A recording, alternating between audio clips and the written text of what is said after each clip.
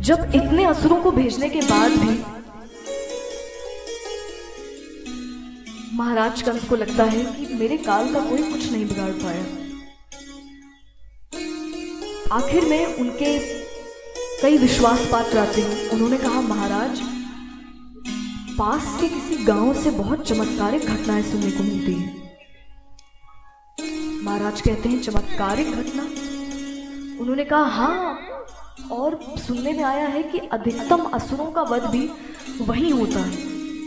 तो शायद आपका काल उन्हीं गांव में किसी एक का वासी है, वो ज्यादा दूर नहीं है यहां से। कंस कहते हैं, तो मुझे पता कैसे चलेगा कि वो बालक कौन है? तो 1 महीने के लिए वहां पर खोज कार्य किया जाता है कि ये पता करिए घटनाएं कहां से सुनने को मिलती हैं और इतने चमत्कार करने वाला बालक कौन है, किसका पुत्र है। 1 महीने बाद जब पूरी जानकारी इकट्ठा कर उनके विश्वास पात्र वापस आते हैं, महाराज को बताते हैं कि महाराज, पास का जो गांव है वृंदावन, वहां नंद बाबा रहते हैं, उन्हीं का पुत्र है वो। पर सत्य यह है कि वो उनका पुत्र नहीं है, पुत्र बनकर रह रहा है। और हमें पूरी आशंका है कि वही है जिसने सारे असुरों का वध किया है। तो आप कुछ भी करके उससे मथुरा ले आइए, क्योंकि अगर आप भेजेंगे असुरों को तो अभी तक जो हो रहा था वही होगा। उसमें बहुत शक्तियां हैं। हमें सुनने को आया कि उसने पूरे गोवर्धन पर्वत को उठा लिया था, वो भी एक कनिष्ठिका पर, अर्थात उसमें शक्ति बहुत है। तो किसी को भेजने से बेहतर है कि आप उससे ही बुलवा लीजिए। महाराज अक्रूर जी से कहते हैं कि आप वहां जाकर नंद बाबा से मिलिए, आपको तो जानते हैं भली भांति। उनसे कहिएगा कि मथुरा के राजा बहुत बड़ी प्रतियोगिता कर रहे हैं जिसमें बड़े बड़े महारथी आएंगे, सबका आपस में युद्ध होगा। प्रतियोगिता में जो भी विजयी होगा उससे मैं स्वयं सम्मान दूंगा और पूरे मथुरा में उसकी ख्याति हो जाएगी। तो दूर दूर से महारथी आएंगे। मैं चाहता हूं कि आपके पुत्र भी उसमें शामिल हो, इतने वीर हैं। अक्रूर जी, क्योंकि वो राजा हैं तो आज्ञा माननी पड़ेगी, इसलिए अक्रूर जी एक रथ में विराजित होकर आते हैं वृंदावन। जब नंद बाबा को पता चलता है तो, अरे अक्रूर जी आए हैं, आइए बैठिए बैठिए, कैसे हैं आप? मथुरा में कैसे चल रहा है सब कुछ? सब कुशल मंगल तो है? अक्रूर जी कहते हैं, सब कुशल मंगल है, आप बताइए आप कैसे हैं? नंद बाबा कहते हैं, मैं बिल्कुल ठीक हूं। कोई खास प्रयोजन? अक्रूर जी कहते हैं, हाँ, प्रयोजन तो था। ये था कि मथुरा के राजा ने बहुत बड़ी प्रतियोगिता रखी है जिसमें महारथियों को निमंत्रण दिया गया है। आपके पुत्रों की इतनी तारीफें सुन चुके हैं वो कि उन्हें प्रतिभा को दृष्टि के सामने देखने की इच्छा है। तो अगर आप आज्ञा दें तो आपके दोनों पुत्रों को हम मथुरा ले जा सकें, उसके बाद उनकी जैसी इच्छा वो वापस आ जाएंगे आपके पास। नंद बाबा कहते हैं कि कन्हैया से जुड़ा निर्णय मैं नहीं लेता, यशोदा लेती है। आप उनके पास जाइए, उनसे पूछिए, अगर वो मान जाती हैं तो फिर आप जैसा कहेंगे वो हो जाएगा। अक्रूर जी कहते हैं, ठीक है, माता कहाँ पर हैं आप बताइए। तो यशोदा मैया उस वक्त पे मक्खन बिलो रही थी। जाकर उन्होंने प्रणाम किया और कहा, माता अगर आपकी आज्ञा हो तो प्रतियोगिता में। यशोदा माता कहती हैं कि प्रतियोगिता में महारथियों का निमंत्रण है ना, उम्र पर मत जाइए।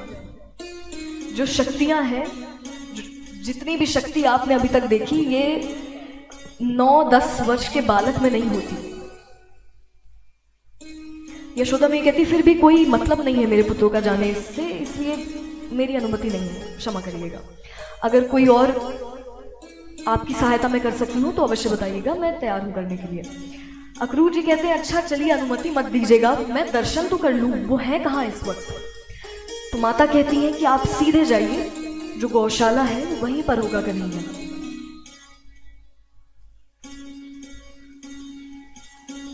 अक्रूर जी ठीक सामने देखते हैं तो गौशाला का द्वार रहता है। वो अंदर प्रवेश करते हैं। प्रवेश करते ही उन्होंने दृश्य कैसा देखा कि भगवान ऐसे बैठे हैं।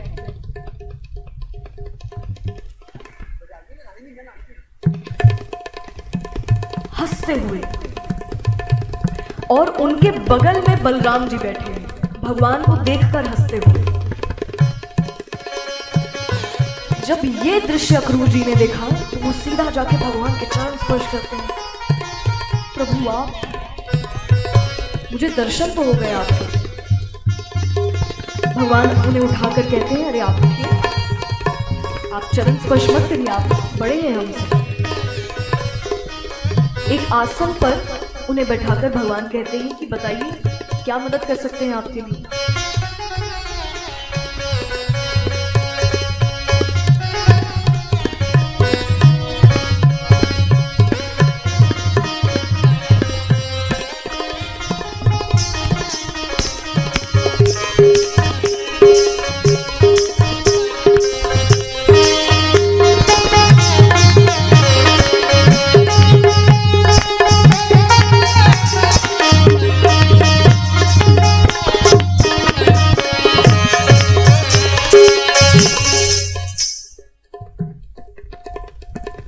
भगवान ने कहा क्या मदद कर सकते हैं आपके लिए।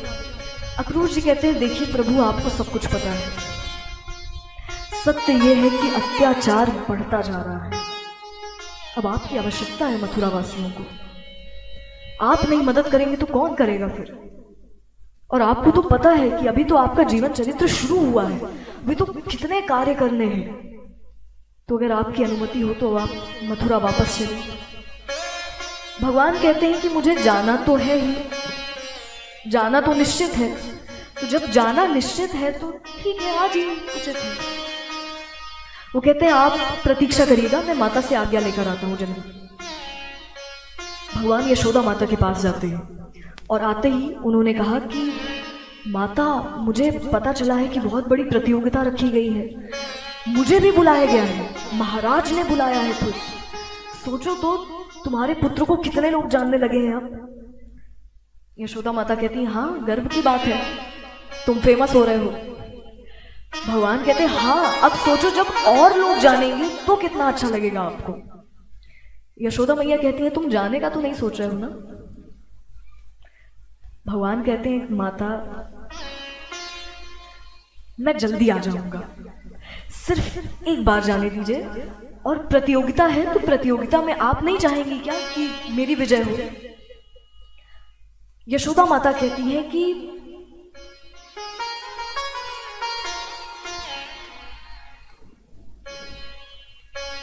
दृष्टि सामने और पूरी शांति।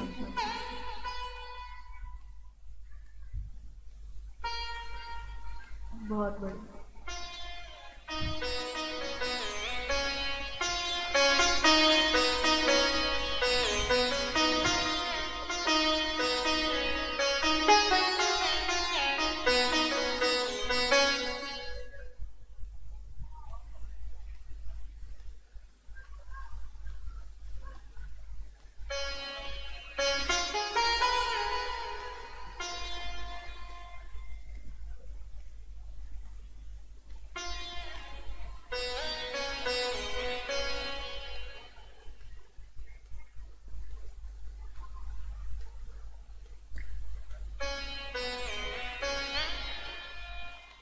तो जैसे ही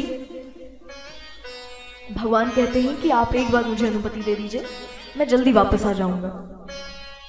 यशोदा माता कहती हैं, तो फिर तुम 2 दिन के भीतर वापस आ जाना। वो कहते हैं, मैं वचन देता हूं।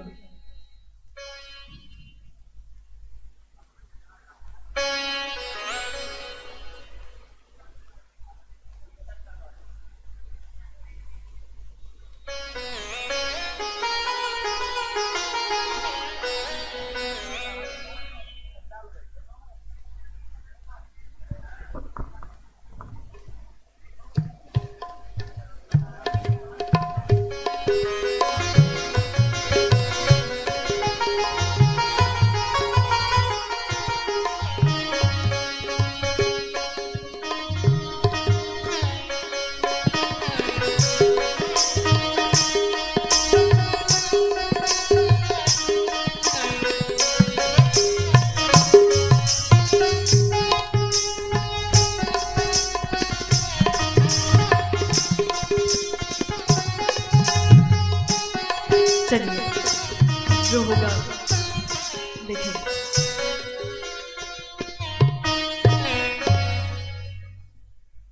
तो भगवान यशोदा माता से कहते हैं कि आप मुझे अनुमति दे दीजिए, क्योंकि बिना आपकी आज्ञा के मैं नहीं जाऊंगा। यशोदा मैया कहती हैं चलो ठीक है। इतना कह के भगवान जैसे ही द्वार से बाहर जाने लगते हैं तो यशोदा मैया ने उन्हें रोका। अभी रुको। भगवान ने कहा बताइए। उन्होंने कहा तुम रोज जाते हो, इसी मार्ग से जाते हो। आज तक कभी मुझे इतना अजीब नहीं लगा जितना आज लग रहा है। कन्हैया तुम वापस तो आ जाओगे ना? भगवान ने कहा माता ऐसे क्यों कह रही हो? तुम्हारे साथ नहीं रहूंगा तो मैं कहां जाऊंगा फिर? यशोदा मैया कहती है कि पता नहीं क्यों मुझे ऐसा लग रहा है, मेरा कुछ चला जा रहा है। ऐसा क्यों लग रहा है? भगवान कहते नहीं माता आप ज्यादा मत सोचिए, आपका कुछ नहीं जा रहा है।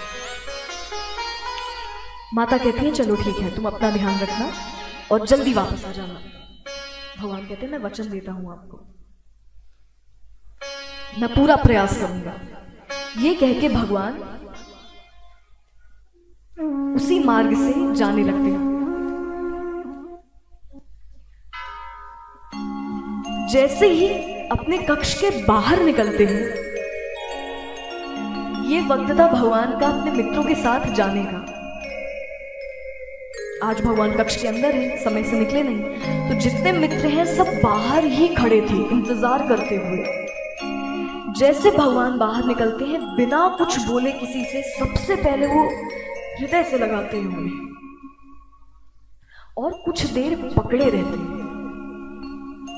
मित्रों को लगता है कन्हैया तुम्हें क्या हुआ? हर वक्त तो हंसते रहते हो, आज तुम्हारा मुंह क्यों बना है? आज पहला दिन था जब भगवान के चेहरे पे मुस्कुराहट नहीं थी। इससे पहले हमेशा वो हर वक्त हंसते रहते हैं। आज वो खुश नहीं है, कोई मुस्कुराहट नहीं है। आज पहली बार उन्हें देखकर लग रहा है जैसे वो समझदार हो गए, समय से पहले हो गए। एक बार अगर कोई मनुष्य समझदार हो जाता है तो फिर वो बचपना मित्रों ने भगवान को दूर करते हुए कहा कन्हैया क्या बात है, हमें भी बताओ, तुम इतने उदास क्यों हो आज? भगवान कहते अरे कुछ नहीं, मैं मथुरा जा रहा हूं किसी कारण से। ये सुनते ही सारे मित्र एक क्षण के लिए खड़े रह गए।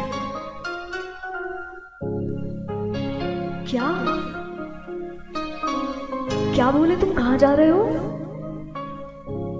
भगवान ने कहा मैं मथुरा जा रहा हूं, कुछ काम है। मित्रों ने कहा कन्हैया पहली बार हमसे दूर जा रहे हो क्या? इतना दुख तो हमें कभी नहीं हुआ पहले, तुम वापस आ जाओगे ना? भगवान कहते हैं और क्या, तुम्हें क्यों लगता है मैं वापस नहीं आऊंगा? मित्र कहते हैं कि ये याद रखना कि हम तुम्हारे बगैर खेलते नहीं है साथ में। यमुना नदी का तट सिर्फ तुम्हारी बांसुरी से गूंजता है और किसी की नहीं। भगवान कहते हैं मुझे पता है, और जितना तुम मुझसे प्रेम करते हो उससे कहीं अधिक मैं तुम सबसे करता हूं। तुम्हें कैसे लगता है मैं तुम्हें दूर कर सकता हूं खुद से? वो आगे बढ़ ही रहे थे, तभी जितनी गोपियां हैं वो सब भागते हुए आती हैं। एक साथ कहती है तुम कहां जा रहे हो, और ये रथ क्यों आया है, कहां से आया है? अक्रूर जी की तरफ इशारा करते हुए ने कहा ये कौन है, ये क्यों आए हैं यहाँ पर? भगवान ने कहा कि देखिए मुझे मथुरा जाना है तो आवश्यक है मेरा जाना, इसलिए मैं जा रहा हूं, कुछ महत्वपूर्ण कार्य है। अभी वो रथ में आए नहीं हैं, अभी तो मार्ग से जा रहे हैं। उनके जाते जाते ही जितने भी लोग हैं वो सब वहां पर इकट्ठे हो जाते हैं। और दृश्य कैसा है?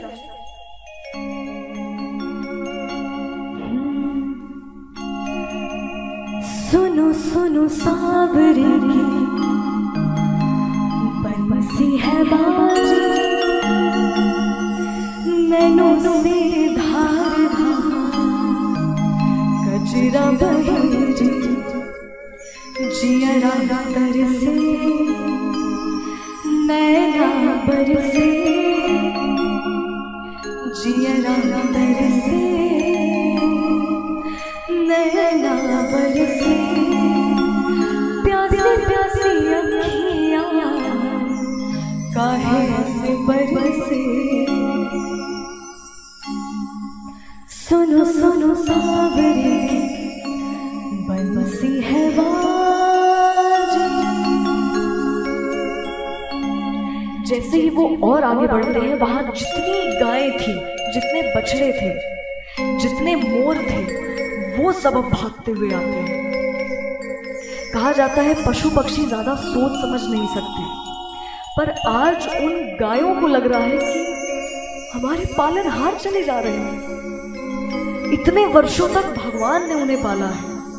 रात में, दिन में, दोपहर में उनकी एक आवाज पे भगवान दौड़ते आते थे उनके पास। कोई तकलीफ है तुम्हें?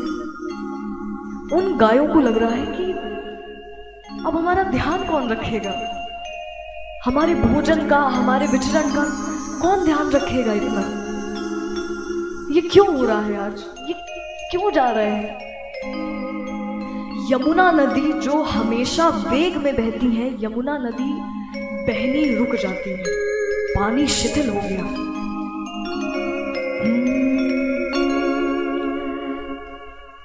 धुन सुन बावरी भई, रहना बीती जाना सो, असु बन राते हुई और गूंज वो गलियां रो, संग मेरे जमुना रो रो, गया रोई बचिया रोई और अब तो जितनी गोपियां हैं सब रथ को पकड़ लेती हैं। अक्रूर जी के सामने जाकर उन्होंने कहा उससे मत ले जाइए, उसे रहने दीजिए यहाँ पर। वो चला जाएगा तो हम कैसे रहेंगे? हमारा तो जीवन का आधार है वो। उसके बदले आपको हमारा जो कुछ लेना हो हमारा सब ले लो, उसे रहने दीजिए यहाँ पर। वो है तो वृंदावन में जान है, वो चला जाएगा तो क्या करेंगे सब? तब गोपियों को भगवान पीछे बुलाते हैं और हाथ जोड़कर कहते हैं कि मैं आपके प्रेम की बराबरी नहीं कर सकता और कभी कर भी नहीं पाऊंगा, पर इस वक्त मेरा जाना आवश्यक है। मैंने जन्म लिया है उस लिए, कर्म भूमि है मेरी वो, मुझे जाना पड़ेगा वहां पर। उसके बाद भी मैं आप सबको वचन देता हूं कि जिस क्षण, जिस अवस्था में, जैसे ही आप जब मुझे बुलाओगे उस वक्त मैं तत्काल उपस्थित हो जाऊंगा। मैं वचन देता हूं, कोई अकेला नहीं रहेगा यहां पर। ये जो लीला है जिसे हम सुन रहे हैं, ये वृंदावन में बताई नहीं जाती है। जहां श्रीमद् भागवत कथा होती होगी, आप सुनेंगे तो बहुत कम ऐसा है कि इस लीला का वर्णन किया जाता है। इसलिए क्योंकि ब्रजवासी ये मानने को तैयार ही नहीं है कि भगवान उन्हें छोड़ कर गए। वो ये सुन नहीं पाते, वो यही मानते हैं कि हर वक्त भगवान हमारे साथ है, वो वृंदावन नहीं छोड़े। क्योंकि अगर उन्हें ये अनुभव होने लगेगा कि छोड़ चुके हैं तो वो जीवित नहीं रह पाएंगे। इसलिए इस प्रसंग को, इस वर्णन को सुना नहीं जाता है वहां पर फिर भी हम प्रयास कर रहे हैं समझने का। जब गोपियों ने ये सुना कि कभी भी आवश्यकता होगी मैं आ जाऊंगा, अर्थात अब ये वापस आने वाले, ये वापस नहीं आएंगे। जितना भी खुश रहना था, आनंदित रहना था, हम तो भूल गए थे कि जीवन में संघर्ष भी होता है। ये सब कुछ अब खत्म, अब ये समय कभी नहीं आएगा लौटकर वापस। काश कुछ ऐसा होता कि हम समय में पीछे जा सकते, एक बार फिर से इस यात्रा को हम जी सकते कि भगवान हमारे साथ है, पर समय नहीं आएगा वापस। गोपियां उसी स्थान पर खड़ी हो जाती हैं, किसी ने एक कदम आगे नहीं बढ़ाया, सिर्फ आंखों से आंसू बह रहे हैं, सिर्फ आंसू बह रहे हैं। तभी भगवान ने इशारा करते हुए कहा, रथ आगे लीजिए आप। अक्रूर जी तीव्र गति से रथ दौड़ाना शुरू करते हैं, पर जब तक रथ दिखता रहा वो सब वहां खड़े रहे। अब रथ नहीं दिख रहा है, अब ध्वज दिख रहा है, फिर भी वो सब खड़े रहे। अब ध्वज भी नहीं, सिर्फ धूल उड़ रही है, उसके बाद भी वो सब खड़े हैं, सिर्फ अश्रु बह रहे हैं। पर जब धूल उड़नी भी बंद हो गई तो उन्हें लगता है कि हम कब तक खड़े रहें ऐसे। मधुबन गूंजे तरुणा, श्याम रंग रूप लुभाना, सिमरन करके हरि रे कान्हा। तू है निर्मोही माला, भाई तो है मोहे सता, दर्श दिखा दे मेरी रे कान्हा। हो सुनो सुनो सावरे की बंसी है बाज।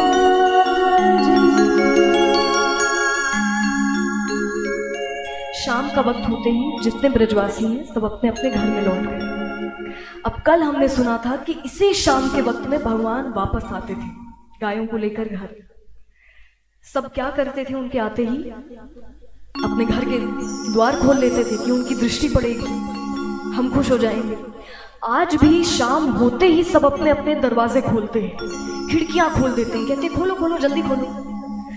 कुछ देर बाद याद आता है, अरे कन्हैया तो चला गया, अब किसके लिए हम दरवाजे खोल रहे हैं, बंद कर दो।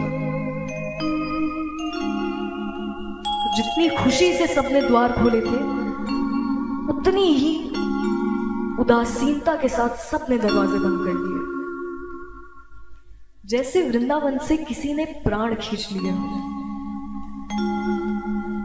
वहां जितने भी वृक्ष हैं, जितनी भी कहा जाता है कि वहां अभी भी गोपियां किसी ना किसी रूप में रहती हैं, उनके सामने भगवान का नाम भी नहीं लेते लोग, कृष्ण जी का नाम वहां नहीं लिया जाता। सबका ले सकते हैं, भगवान कृष्ण का सीधे सीधे नाम नहीं लेते वहां पर। ये कहा जाता है कि अगर उन्होंने भगवान का नाम सुन लिया ना तो वो सब फिर से उदास हो जाएंगे, कि उन्हें भगवान याद आ जाएंगे। अलग ही वातावरण हो गया था वहां पर। यहां भगवान अक्रूर जी के साथ मथुरा पहुंचते हैं। मथुरा वासियों को जब से पता चला है कि राजकुमार आ रहे हैं, अपने अपने दरवाजों से, द्वार से, छतों से सब झांकते हुए देख रहे हैं कि राजकुमारों को हम भी तो देखें कैसे हैं। अपने अपने द्वार से सब झांक कर देख रहे हैं। जैसे ही भगवान मथुरा पहुंचते हैं, अक्रूर जी से उन्होंने कहा कि आप मित्रों को लेकर विश्राम करिए, आपके घर कभी हम बाद में आएंगे, अभी हम थोड़ा मथुरा विचरण कर ले, देख तो ले नगरी कैसी है। तो अपने मित्रों के साथ, बलराम जी के साथ भगवान मथुरा का विचरण करने के लिए निकलते हैं। जिस रास्ते से जा रहे हैं वहां सब उन्हें देख रहे हैं और दूर से ही देखते हुए कह रहे हैं, ये है राजकुमार, ये कितने सुंदर है, ये कहां थे अभी तक। और भगवान को भी अच्छा लग रहा है, सब उन्हें देख रहे हैं, तो उतने ही कॉन्फिडेंस से चल रहे हैं रास्ते से।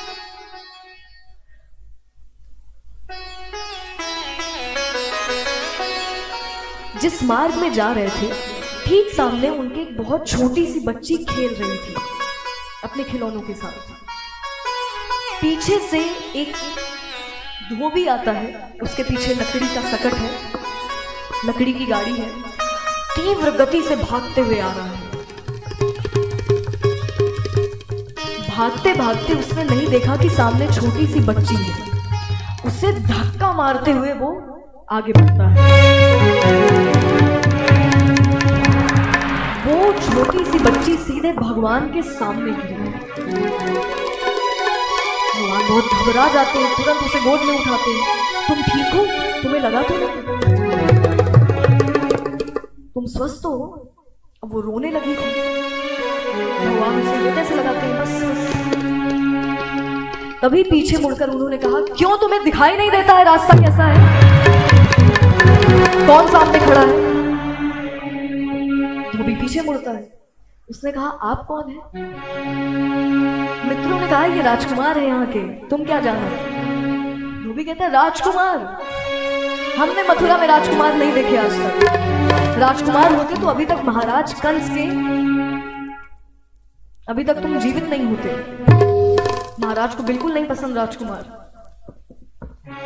भगवान कहते, मतलब तुम्हें बताना पड़ेगा।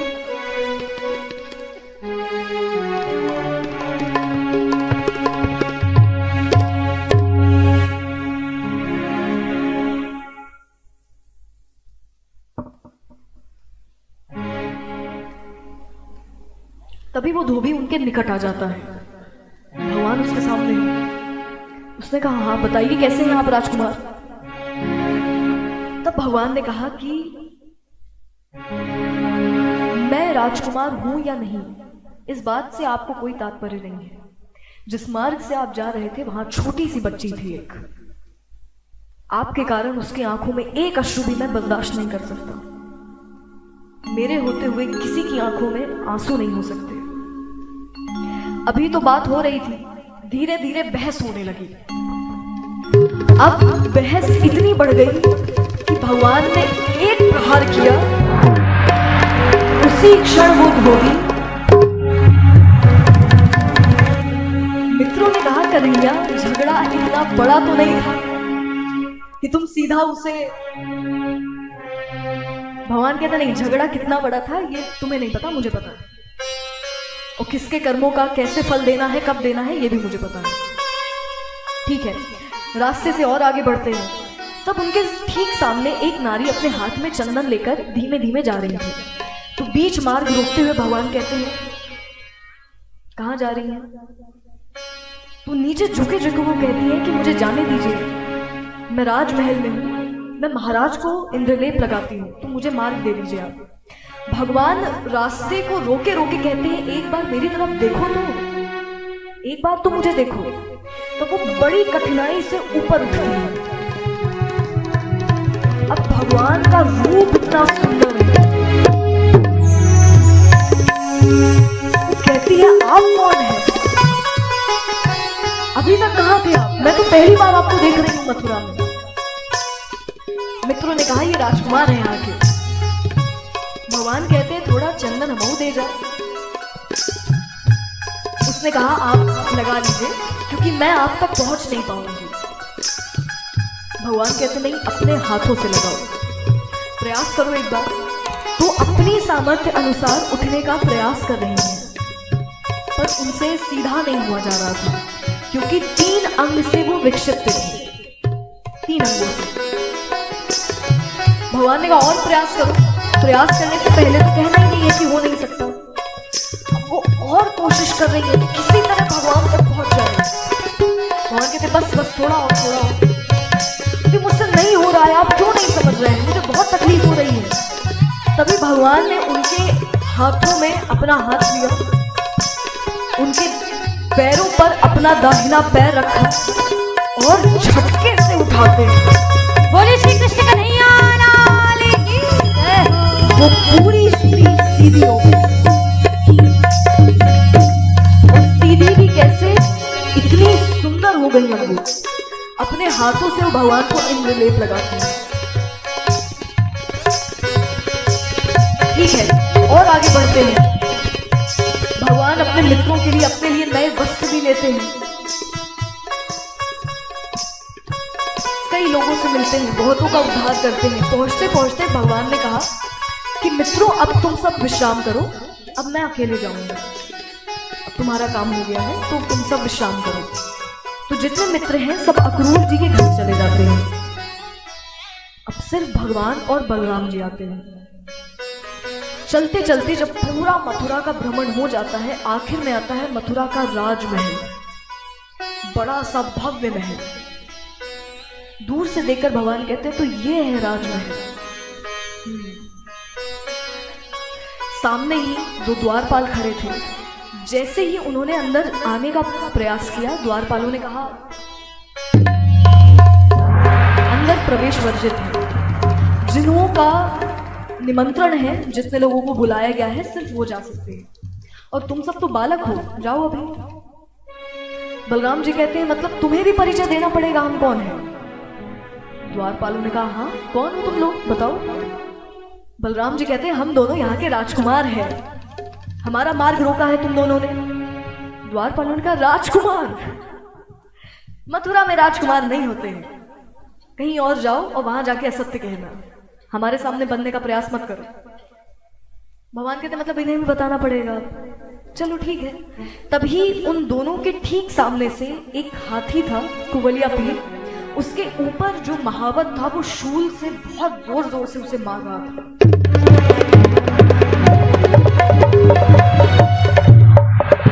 उसने कहा कि इन दो बालकों के भीतर आने से पहले ही मैं इनका वध कर दूंगा। जैसे ही वो शूल से जोर जोर से प्रहार कर रहा है, वो हाथी तीव्र गति से भगवान की तरफ बढ़ता है। भगवान भी उसे देखते हैं। अब उन्होंने बलराम जी से कहा कि बलराम जी आप थोड़ा किनारे हो जाइए, अब यहाँ युद्ध का समय है, अब यहाँ युद्ध करना पड़ेगा अनिवार्य है। तो बलराम जी को किनारे करते हुए भगवान भी उस हाथी की तरफ बढ़ते हैं। उसके एक दांत को उन्होंने अपने हाथों से तोड़ा और उसी दांत से वो हाथी के ऊपर प्रहार कर उसी क्षण वो हाथी बोले श्री कृष्ण कन्हैया लाल की जय हो। उसी क्षण उसकी मृत्यु हुई। वो महावत भी भागते हुए चला गया। इसलिए उन्होंने उग्रसेन जी को महाराज बनाया और वो स्वयं जाते हैं गुरुकुल शिक्षा ग्रहण करने के लिए।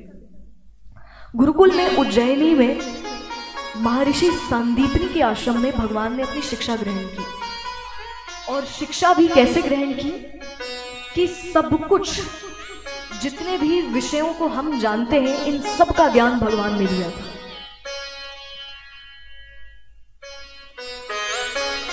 जब आप विषय में जाएंगे तो उसमें विज्ञान है, इतिहास है, भूगोल है, अर्थशास्त्र है। इससे भी जब आप गहराई से उतरते हैं तो एस्ट्रोनॉमी है, ब्रह्मांड का विज्ञान, औषधियों का विज्ञान, रत्नों का विज्ञान, संगीत का विज्ञान, नृत्य का विज्ञान, सब कुछ भगवान ने वहां पर सीखा। सारे विषयों का ज्ञान लेने के बाद, और वो भी कैसे सीखा, 64 दिनों में 64 कलाएं। यही अंतर है भगवान में और सामान्य मनुष्यों में कि वो सीखेंगे पर उन्हें एक समय चाहिए, और भगवान को समय की जरूरत नहीं है। उन्हें ये उदाहरण दिखाना है कि जब मैं गुरुकुल जा रहा हूं तो सबको जाना चाहिए। एक निश्चित उम्र के लिए सबको शिक्षा ग्रहण करनी चाहिए, सबको अपनी शिक्षा पर ध्यान देना चाहिए, और उसके बाद आप अपने कर्तव्य को, स्वधर्म को पहचानें और फिर उसे अपनाकर जीवन यापन करें। एक वर्ष बाद जब भगवान गुरुकुल से वापस आते हैं तो परिस्थितियां बहुत बदल चुकी थी।